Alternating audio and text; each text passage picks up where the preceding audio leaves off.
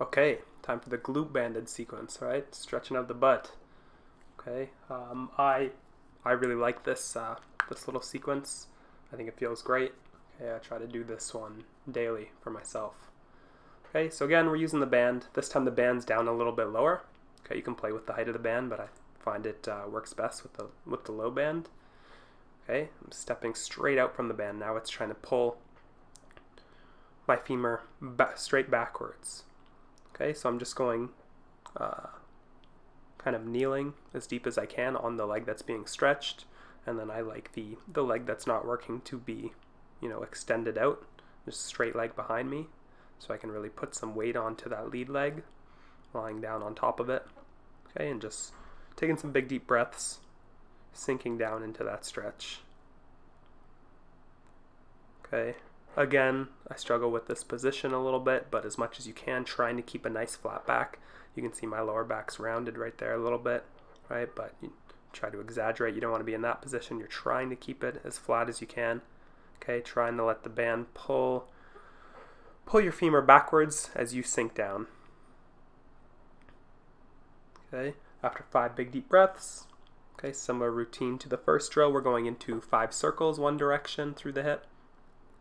Okay, and then 5 circles the other direction. Again, as much as you can, trying to get the motion through the hip and not so much through the lower back and pelvis. It can be tough though. Okay, I like to just lean sideways for a few seconds on this one to really stretch open the right side in this case. Right, so I just walked my hands over to the left a little bit. Okay, then from there, we're going into kind of your classic pigeon pose, right? Leg up underneath you with the band pulling back. All right, and then it's that same sequence. Trying to take a few big deep breaths, trying to keep your back flat, sinking down into the stretch, right? Not rounding. Right, and then into your circles.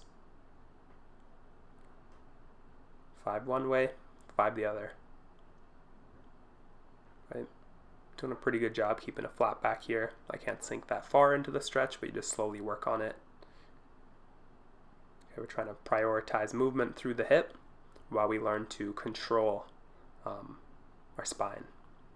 Okay, then last one.